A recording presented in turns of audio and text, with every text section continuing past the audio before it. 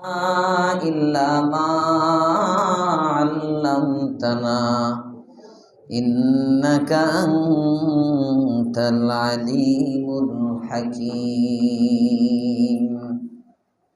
মোবারক মাসের 23তম রজনী।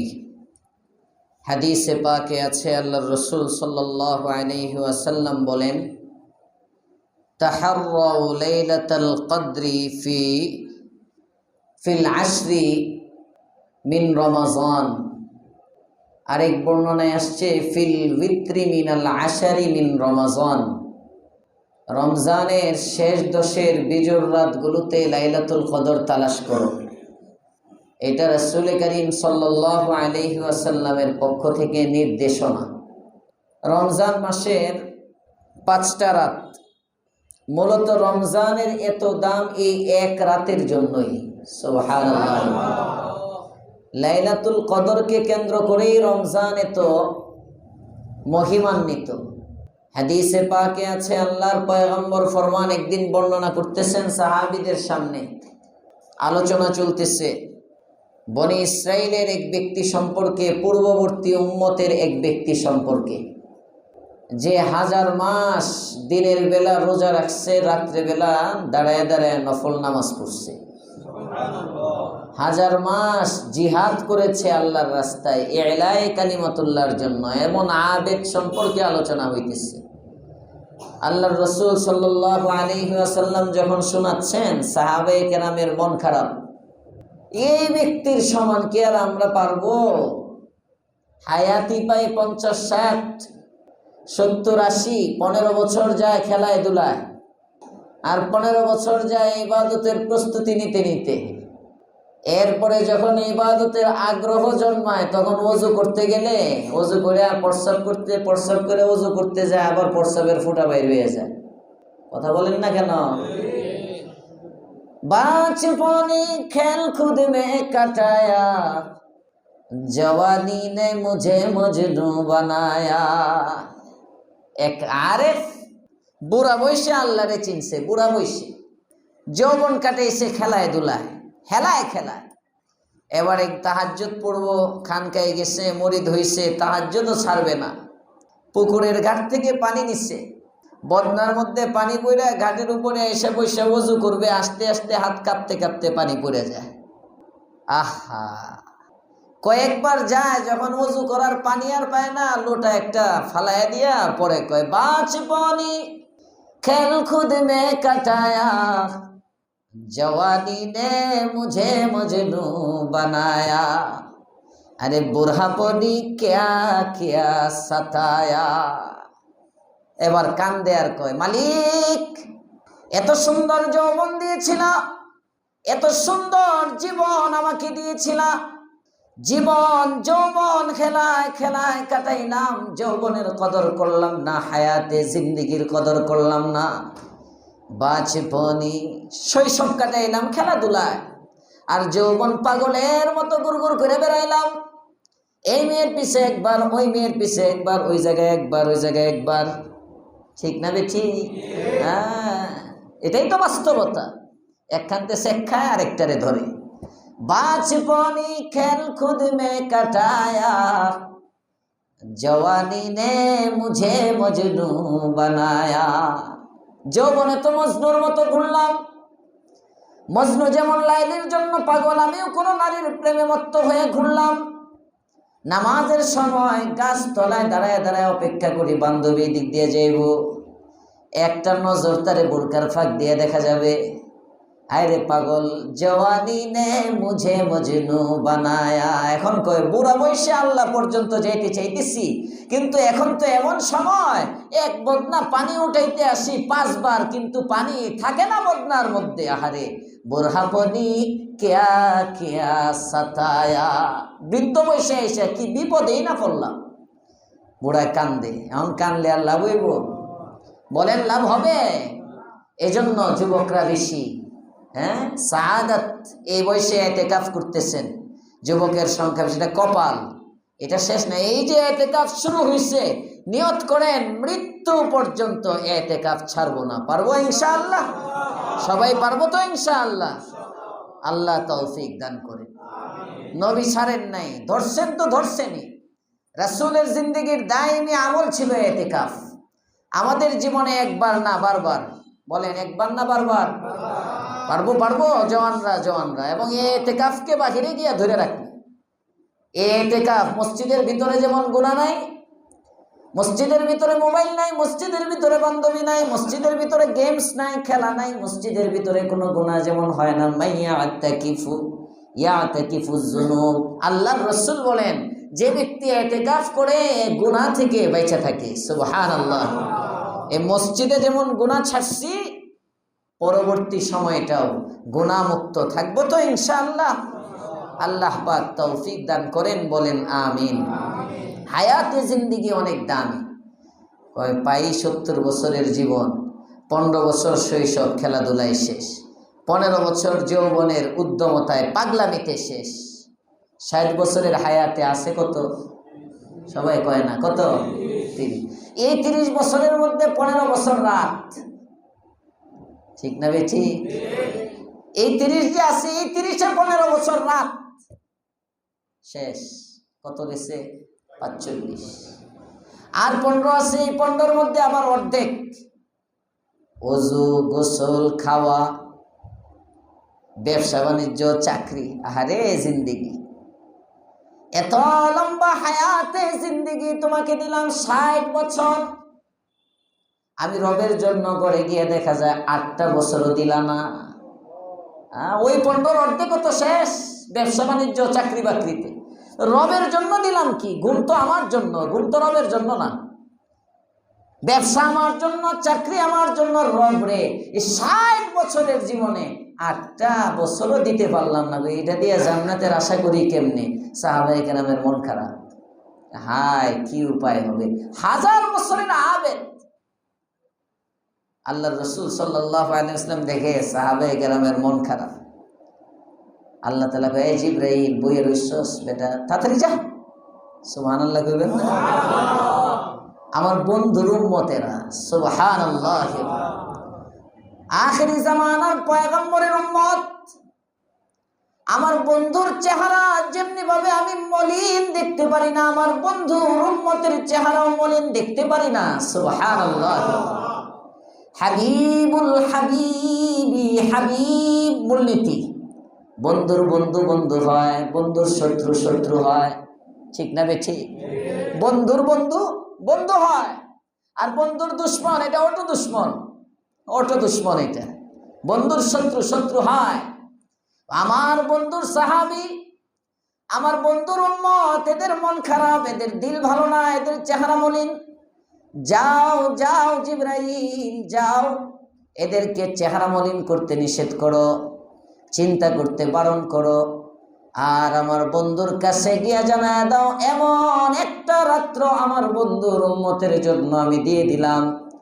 ওরা 83, ওরা 1000 মাস ইবাদত করে যা পায়, 1000 মাস রোজা রেখে যা পায়, 1000 মাস রাত্রেবেলা নফল পড়ে যা পায়, 1000 মাস আল্লাহর রাস্তায় জিহাদ করে যা পায় আগের উম্মত, আমার বন্ধুর উম্মতকে আমি একটা রাত ইবাদতের বরকতে ওই 1000 মাসের সমান সওয়াব দিয়ে দিব। এক রাত করবে, এক রাত, এক মাস না, এক রাত ইবাদত করবে, এক রাত 1000 মাসের বরাবর হয়ে যাবে। সুবহানাল্লাহ। লাইলাতুল কদরি খায়রুম মিন আলফি শাহর। সাহাবায়ে কেরাম খুশি হয়ে গেছেন, একটা রাত যদি পাই 83 বছর। আরো আসতে কোন সুবহানাল্লাহ। এই জন্য শবে কদর তালাশ করা এটাও সুন্নত। শবে কদর তালাশ করা এটা কি একটা সুন্নত। শবে কদর তালাশ করা হইতে পারে আজকের রাত্রে। এই যে নিয়ত করে 2 রাকাত পড়লাম, ব্যাস হয়ে গেল। সহজ তো, কঠিন কিছু না। এই যে বসলাম, যদি নিয়ত করি আজকের বসাটা, আজকে যদি শবে কদর হয়, আল্লাহ যেন আমাকে শবে কদরের সওয়াব দিয়ে দেয়, বাস এই নিয়তটা বানাইলেই আমার আমল নামা ওজরি হয়ে গেল। সুবহানাল্লাহ। আল্লাহ আমাদেরকে তৌফিক দান করেন। হাদিস দর্শে হাদিস চলতেছে, যে আমলে, বলেন সবাই, যে আমলে গুনাহ ঝরে এমন কিছু আমলের তাজকিরা হইতেছিল। 1 নম্বর আমল ওযু। 1 নম্বর আমল কি? কোন ওযুতে গুনাহ ঝরে? যে ওযু রাসূল সাল্লাল্লাহু আলাইহি ওয়াসাল্লামের ওযুর মতো হয়, যে ওযু রাসূলের ওযুর মতো হয়। হ্যাঁ, সাবান লাগায়া ফেস ওয়াশ দিয়ে চেহারা ধুইলাম 8 বার ওযুর মধ্যে, এরপরেও তো ফেনা উঠে, বাস দিতেই আছে না। কয়বার চেহারা ধোয়া? সবাই বলেন কয়বার? হাত কয়বার? মনে থাকবে ইনশাআল্লাহ? গর্দান মাসাহ করব কয়বার? 1 বার। মাথা সম্পূর্ণ মাথা মাসাহ করব কয়বার? আধা মাথা না পুরা মাথা? মনে থাকবে? মনে থাকবে? আঙ্গুলগুলো খিলাল করা সুন্নত, দাড়ি খিলাল করা, হ্যাঁ মনে থাকবে তো? এগুলো সুন্নত তরিকায় পয়গম্বর যেভাবে ওযু করতেন এভাবে ওযু করা। ওযুর মাঝে, ওযুর শুরুতে কি পড়া? বিসমিল্লাহ বলা। ওযুর শুরুতে বিসমিল্লাহ বলা। প্রত্যেক অঙ্গ প্রত্যঙ্গের আলাদা আলাদা দোয়া আছে, দরকার নেই অত দোয়া মনে রাখার দরকার নেই। কষ্ট করে এটি অন্য কাম করেন, ব্রেনটা খালি রাখেন। বাকি একটা দোয়া আহাম, ওযুর মাঝে একটা দোয়া, আল্লাহুম্মা গফিরলি পড়েন, জামবি ওয়া ওয়াসি'লি ফি দারি ওয়া বারিক লি ফি রিজকি। কারা কারা জানেন না এই দোয়াটা? এত মানুষ জানে না, সবাই শিখে নিব, ঠিক আছে ইনশাআল্লাহ। আল্লাহুম্মা গফিরলি জামবি ওয়া ওয়াসি'লি ফি দারি ওয়া বারিক লি ফি রিজকি। আল্লাহুম্মা গফিরলি জামবি ওয়া ওয়াসি'লি ফি দারি ওয়া বারিক লি ফি রিজকি। ওযুর মাঝে এই দোয়া পড়বেন, আল্লাহ তাআলা যার বাসস্থান নাই বাসস্থানের মালিক বানায় দিবে, রিজিকের অভাব আল্লাহ তাআলা দূর করে দিবে। আর এটা বড় লোক হওয়ার দোয়া, পড়বেন ইনশাআল্লাহ ওযুতে। হ্যাঁ, অনেক দোয়া আছে, সব দরকার নাই, কিন্তু এটা আহাম, এটা পড়েন, এটা দরকার। অর্থ কি? আল্লাহুম্মা গফিরলি, ইয়া আল্লাহ ওযু করলাম, তোমার পয়গম্বর শুনাইছেন হাত ধোয়ার সাথে সাথে হাতের গুনাহ শেষ, চেহারা ধোয়ার সাথে সাথে চেহারার গুনাহ শেষ, মাথা মাসাহ করার সাথে সাথে মাথার গুনাহগুলো শেষ, পা গুলো ধোয়ার সাথে সাথে পায়ের গুনাহগুলো শেষ হয়ে যাবে। হে আল্লাহ, এই গুনাহগুলো তো সগীরা, আমি নিয়ত করলাম গো আল্লাহ, বাহ্যিক অঙ্গগুলোর গুনাহ যেমনি ভাবে তুমি ঝরাইয়া দিতেছ, আমার কিছু গুনাহ আছে কেউ জানে না, শুধু তুমি জানো আর আমি জানি। ওই গুনাহগুলো আমার কলবের মধ্যে আছে। আল্লাহ গো, আল্লাহুম্মা গফিরলি, আমার উপরের ময়লা যেমন তুমি দূর করতেছ, আমার ভিতরের ময়লাও তুমি দূর করে দাও। আল্লাহুম্মা গফিরলি, ইয়া আল্লাহ আমাকে মাফ করে দাও। মাফ তো হইতেই আছে, ভালো করে বুঝেন, এটাই বোঝে, এই জন্যই আলেম লাগে। মাফ তো হচ্ছে, ধোয়ার সাথে সাথে হাতের গুনাহ শেষ, হাত্তা নাকিয়াম মিনাজ যুনুব। পয়গম্বর বলেন ওযু করে যখন শেষ হয় একেবারে সাদা দবদবে স্বচ্ছ হয়ে যায়, এর উপরে কোনো গুনাহ থাকে না। সুবহানাল্লাহ, গুনাহ থেকে একদম পাক সাফ হয়ে যায়। নাকি ফটিক, এই কাঁচ যেমন স্বচ্ছ হয়, আয়না যেমন স্বচ্ছ হয়, কয় হাত্তা নাকিয়াম মিনাজ যুনুব, এরকম স্বচ্ছ আয়নার মতো হয়ে যায়। তার মানে শরীরে কোনো ময়লা নাই। কয় হাত্তা তাহতা আযফারিহি, নখের নিচে যে গুনাহগুলো থাকে, এই ওযু হাতটা ধোয়ার পরে শুধু উপরের গুনাহগুলো বের হয় এমন না, নখের নিচের গুনাহগুলো আল্লাহ তাআলা বের করে নিয়ে যান। তারপরেও নবী বলতেছেন আল্লাহুম্মা গফিরলি, মানে কি? তার মানে তোমার উপর তো যেগুলো ধুইতেছো এগুলো তো ঝরতেছে, কিন্তু কলব তো ধুইতেছো না। কবিরা গুনাহগুলো তো রয়ে গেছে। গুনাহ 4 প্রকার। গুনাহ কয় প্রকার? 4 স্তরের গুনাহ। এক স্তরের গুনাহকে বলা হয় খতিআহ, এক স্তরের গুনাহকে বলা হয় সাইয়্যাহ, এক স্তরের গুনাহকে বলা হয় জামবুন, আরেক স্তরের গুনাহকে বলা হয় মাসিয়াতুন। মাসিয়া এক স্তরের গুনাহ হলো খতিআহ, এক স্তরের গুনাহ সাইয়্যাহ, আরেক স্তরের গুনাহ জামবুন, সর্বোচ্চ স্তরের গুনাহ মাসিয়া। এই মাসিয়াটা হলো কবিরা। এই মাসিয়া মাফের জন্য তওবা লাগে। তো ওযু যখন করতেছেন, ওযু করলে নাকিয়াম মিনাজ যুনুব, যুনুব পর্যন্ত মাফ হয়, নিচের দুইটা সহ। মাসিয়া রয়ে গেছে, যেই আপনি বললেন ওযুর মাঝখানে আল্লাহুম্মা গফিরলি, ইয়া আল্লাহ আমার সব গুনাহ মাফ করে দাও, সাথে সাথে এখন মাসিয়াও মাফ। দোয়াটা শিখবেন ইনশাআল্লাহ। আল্লাহুম্মা গফিরলি, গুনাহ মাফ হয়ে গেছে। নবজাতক শিশু, কোনো গুনাহ নাই, আমি যখন একেবারে পাক। মনে করেন বাবার সাথে সন্তান রাগারাগি চলতেছে, এবার মাফ চাইতে গেছে সন্তান বাবার কাছে। যখন মাফ চাওয়ার পরে বেশি কান্নাকাটি যখন করে, বাপ যখন সন্তানরে মাফ করে দেয়, দেখবেন মাফ করার পরে আবার অনেক গ্যাপ তো মাঝখানে, মাফ করে তখন মাফের নিদর্শন স্বরূপ কপালের মধ্যে একটা চুমা দিয়ে দেয়, অনেক সময় একটু আদর করে দেয়, মাথায় হাত বুলাই দেয়, আর পাগলামি করিস না, যা যা কানতে হইব না, বুকের সাথে একটু জড়াইয়া ধরে। অনেক সময় পকেটে চকলেট থাকলে চকলেট দেয়, দেয় না? হ্যাঁ দেয়। এটা আদরের একটা তরিকা। আল্লাহ তাআলা কয়, বান্দা এই যে গুনাহ মাফ চাইলি, এখন তো তুই পাক হয়ে গেলি, এতদিন নাফরমান ছিলি, একটা গ্যাপ চলতেছিল, এখন তুই আমার হয়ে গেলি, আমি আদর করে তোকে দিব, তোর কি লাগবে বল। আল্লাহুম্মা গফিরলি যামবি, ইয়া আল্লাহ আমার গুনাহগুলো মাফ করে দাও। বান্দা যখন বলে, আল্লাহ কই দিলাম তো মাফ করে, এখন পাক হয়ে গেছো, এখন কি লাগবে বলো। কই আল্লাহ দুনিয়ায় চলার জন্য দুইটা জিনিস দরকার, আল্লাহ ওয়াসিলি ফি দারি, সংকীর্ণ ঘরে মালিক আমাকে কষ্ট দিও না, আমার পরিবার পরিজন সহ যতটুকু প্রশস্ত বাড়ি হলে আমি রিল্যাক্সে থাকতে পারবো, আমার বাড়িটাকে এমন বড় বানায় দাও। আরো আসতে কোন সুবহানাল্লাহ। হুজুররা নাকি খালি সব আল্লাহর রাস্তায় দিতে কয়, দেখছেন আল্লাহর পয়গম্বর কেমনে দুনিয়া শিখাইতেছে। ওয়াসিলি ফি দারি, একটা মাত্র রুম, মেয়ে বড় হয়ে গেছে, ছেলে বড় হয়ে গেছে, বাবা মা উপরে ঘুমায়, ছেলে মেয়ে নিচে ফ্লোরের মধ্যে ঘুমায়। বাপের মনে কষ্ট থাকে, ইবাদতে মন বসে না, হায় মেয়েটা বড় হইতেছে, বিছনা আলাদা, দুইটা খাট বিছাবো, দুইটা জায়গা নাই, খাট বিছাইলে চেয়ারের জায়গা নাই, দুইটা হইলে হাঁটার জায়গা নাই। বাবার মনে অনেক কষ্ট থাকে, অনেক কষ্ট, হারে পোলাপান বড় হইতেছে, সুন্নত তরিকায় আলাদা আলাদা বিছনা দিব, আলাদা আলাদা ঘর দিব, নাই।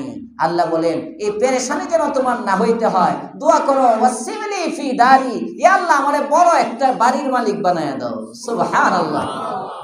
আমার বাসস্থানকে আমার জন্য প্রশস্ত করে দাও, যতটুকু দরকার দিয়ে দাও। আর কি চাস? বাড়ি দিয়ে দিলাম। আল্লাহ খালি বাড়ি হইলে খামো না, ওয়াবারিক লি ফি রিজকি, আমার কামাই রুজির মধ্যে তুমি বরকত দিয়ে দাও। দৈনিক 5 বার ওযুর মধ্যে যদি এইভাবে এই দোয়াটা পড়েন, আল্লাহ একবারও শুনবে না। কি বলেন শুনবে না? আপনি একটা জালেমরেও যদি, জালেমের দরজায় যদি 5 বার নক করেন, আপনার সাথে যতই রাগ করুক, দৈনিক যদি তার মোবাইল ধরবে না আপনার, বারবার দিতে থাকেন,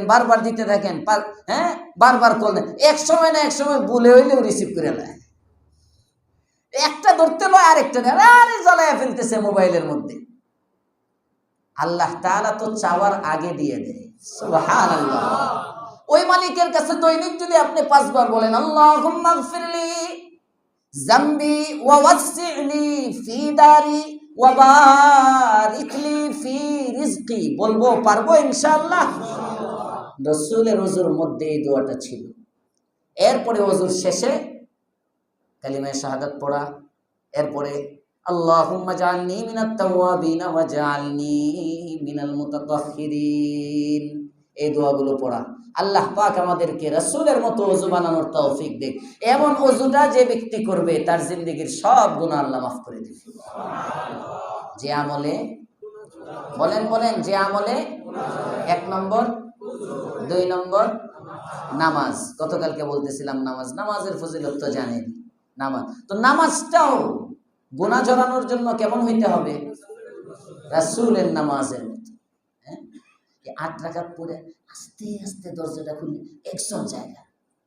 আমি এই কয়েকদিন তাকাই না পিছনে, আজকে তাকাইছি, দেখছি 2 জন ওই দিক দিয়ে উঠছে, পরে আবার একজন ঢুকছে, কি ওই 2টার একটাই নাকি বাহিরতে আসছে, আল্লাহ জানে, না 2 জন দেখলাম বাইরে, খুব চালাক।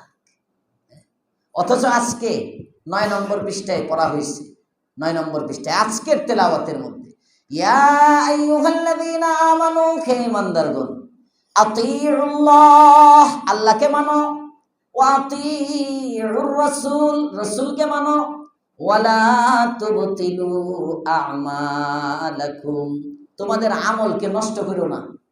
আমি নামাজে দাঁড়াই মানুষ যখন এটা পড়তেছে তখন আমি চিন্তা করতেছিলাম এই আয়াতের মধ্যে যে দেখেন আল্লাহ তাআলা আতিউল্লাহ ওয়া আতিউর রাসূল, আল্লাহকে মানো, আল্লাহর আনুগত্য করো, রাসূলের আনুগত্য করো, এরপরে বলল আমল নষ্ট করো না। তার মানে আল্লাহ এবং রাসূলের মডেল ছাড়া যে আমল হয় ওটা নষ্ট আমল। এজন্য আল্লাহ তাআলা এখানে এই কথা বলছেন, ওয়ালা তুবতিলু আমালাকুম, তোমাদের আমলকে নষ্ট করো না। মানে আমল করলা, ফল পাইলা না, অযথা কষ্ট করলা, 8 রাকাত পড়ে চলে গেলা, অযথা ফাউল। নবীর মতো 20টা রাকাত পড়ো, সবটা আমি আল্লাহ বইরা দিয়ে দেব। সুবহানাল্লাহ। লা তুবতিলু, আমল করলো কিন্তু নষ্ট হইল। বুঝে না যে পাগলা, কে বুঝাবে? কিভাবে বললে বুঝাবে? কেমনে বললে বুঝবে? আল্লাহ এরকম বলার মতো যোগ্যতা আমাকে দিয়ে দেখ, বলেন আমিন।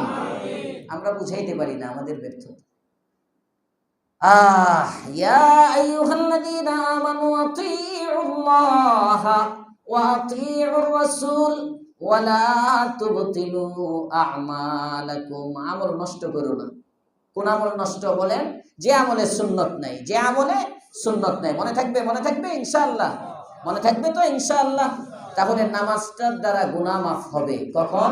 নামাজটা নামাজের মতো হবে যখন, রাসূলের নামাজের সাথে মিলবে যখন। 2 আমল। আজকে 3 নম্বরটা বলি। 3 নম্বর, যে আমলে গুনাহ যাবে এমন একটা আমল হলো শবে কদরে যে ইবাদত করে তার গুনাহ আল্লাহ মাফ করে দেয়। সুবহানাল্লাহ। হযরতে আবু হুরায়রার riwayat, আল্লাহর পয়গম্বর বলেন, মান কামা লাইলাতুল কদরি ঈমানাও ওয়া ইহতিসাবা, যে ব্যক্তি, যে মুমিন সবের আশায় লাইলাতুল কদরে দাঁড়ায় দাঁড়ায় কিয়াম করে, লাইলাতুল কদরে দাঁড়ায় নামাজ পড়ে, মান কামা লাইলাতুল কদর, একটা হলো সারা রমজান, আরেকটা হলো সারা বছর, আরেকটা হলো লাইলাতুল কদর। সারা বছর হলো তাহাজ্জুদ, সারা বছর বলে না, সারা বছর তাহাজ্জুদ, সারা বছর তাহাজ্জুদ, সারা রমজান তারাবি, সারা রমজান তারাবি। আর এখন আল্লাহর রাসূল, আর প্রত্যেকটার হাদিস আলাদা, আহলে হাদিসরা এটা এক করে ফেলে, এখানেই ঝামেলা। ওদেরকে যদি জিজ্ঞাসা করেন, ভাই তোমরা যে 8 রাকাত পড়ো, এই 8 রাকাতের দলিল কি? বুখারীর হাদিস দেখাওছে ভাই হাদিসটা। আপনি বিশ্বাস না হইলে একটারে জিজ্ঞেস করেন, কোন আহলে হাদিস কাউরে যদি পান, 8 রাকাতে যে বুখারীর থেকে দেখাও, বাংলার থেকেই তুমি দেখাও, দেখবেন যে হাদিসটা ওরা 8 রাকাতের দলিল দেয়, ওই হাদিসের মধ্যে ইবারত এরকম, অর্থ এরকম। আম্মা জান আয়েশা রাদিয়াল্লাহু তাআলা আনহাকে জিজ্ঞেস করা হয়েছে, রাসূলের রমজানের নামাজ কেমন ছিল? তখন আম্মা জান আয়েশা বলছেন, কানা রাসূলুল্লাহ সাল্লাল্লাহু আলাইহি ওয়াসাল্লাম, রাসূল করিম সাল্লাল্লাহু আলাইহি ওয়াসাল্লাম রমজানে এবং রমজানের বাহিরে, ফি রমাজানা ওয়া ফি গায়রিহি, এই ইবারত একদম তরজমায় দেখবেন, রাসূলের রমজান এবং রমজানের বাহিরে নামাজ ছিল, রাতের নামাজ 8 রাকাত। এটা হলো হাদিস। এই হাদিস থেকে ওনারা তারাবির দলিল দেয় 8 রাকাত। আচ্ছা, তাহলে তারাবি কি সারা বছর পড়ে তারা? যদি তারাবি 8 রাকাত হয়, তাহলে তো এই হাদিস দ্বারা যদি তারাবির দলিল হয়, তাহলে তারাবি শুধু রমজান না সারা বছর? সহজ জিনিস। দলিল চাইবেন, যেটাই বলবে 8 রাকাত, ওরে জায়গায় বসায় বলবেন দলিল দে। এই হাদিস ছাড়া একটা দলিল নাই ওদের। আর এটা যখনই দেখাবে তখনই আপনি বলবেন, এই জায়গায় যে রমজানের বাইরে গুলো তো সারা বছর 8 রাকাত পড়স না কেন? এটা কইবেন আর কিলাইবেন, কয়দিন কিলাইলে ঠিক হয়ে যাবে। মায়ের উপরে কোনো ওষুধ নাই। ধরবেন, দলিল চাইবেন যে দলিল দে, আর নাইলে ফিতনা সৃষ্টি করা বন্ধ কর। যদি দলিল দিতে পারে তো আমার কাছে নিয়ে আসেন, আমি ফিরে আসবো। আমি ওই দলিল পাইলে এত লম্বা সময় দাঁড়ায় কষ্ট করার দরকার কি? আমরাও ছাড় নিলাম সবাই মিলে। আল্লাহ আমাদেরকে ইবাদতের জজবা দান করেন, বলেন আমিন। তাহলে একটা হলো সারা বছর, সারা বছর নাম তাহাজ্জুদ, আর একটা হলো রমজানের স্পেশাল, এটা বলে মান কামা রমাজানা ঈমানান ওয়া ইহতিসাবা, এই হাদিসে বলছে তারাবির কথা, যে রমজানে দাঁড়াইলো। আর আজকে যে হাদিস পড়লাম একটু আগে, এই হাদিসে বলতেছে শুধু লাইলাতুল কদরের স্পেশাল ফজিলত। সুবহানাল্লাহ। কয় কি? মান কামা লাইলাতুল কদরি ঈমানান ওয়া ইহতিসাবা গুফিরা লাহু মা তাকদ্দামা মিন যামবিহি, যে ব্যক্তি লাইলাতুল কদরে দাঁড়ায় দাঁড়ায় ইবাদত করে সওয়াবের আশায়, পয়গম্বর আপনি জানায় দেন এই ব্যক্তির জিন্দেগীর গুনাহ আল্লাহ তাআলা মাফ করে দেন।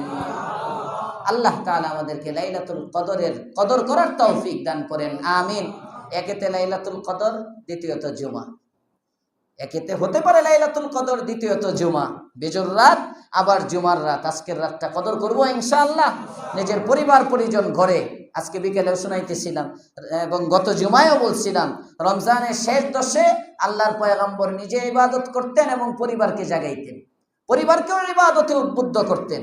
এই জন্য এখন ঘুমের সময় না, বাসায় যাব, খাওয়া দাওয়া করবো, দরকার হয় 1-2 ঘন্টা ঘুমাইবো, আবার শেষ রাত্রে উঠে পরিবারে উঠাই দিব যে উঠো, জুমার রাত, জুমার রাত, রমজানের জুমার রাত অনেক কদর। হ্যাঁ, সবাই সন্তানকে, বড় সন্তান থাকলে তারা ইবাদতে লাগাইবেন, নামাজে লাগাইবেন, নিজেও ইবাদত করবেন ইনশাআল্লাহ। শেষ রাত্রে তো আমাদের প্রত্যেক বেজুর রাতেই ইতিকাফের সাথীরা জিকির করতেছি। যদি আপনারাও কেউ জুড়তে চান বাকিরের, জুড়তে পারবেন। নফল ইতিকাফের নিয়তে শেষ রাত্রে এসে ঢুকে যাবেন। আর এটা 3টার দিকে জিকির শুরু হবে, 3টার মধ্যে 4 রাকাত তাহাজ্জুদের আগে পড়ে জিকির হয়, 12 তাসবিহ জিকির হয়। যদি কেউ জুড়তে চান জুড়তে পারি। আল্লাহ তাআলা আমাদেরকে ইবাদতে এই দিনগুলো কাটাবার তৌফিক দান করেন, আমিন। ওয়া আখিরু দাওয়ানা আলহামদুলিল্লাহি রাব্বিল আলামিন।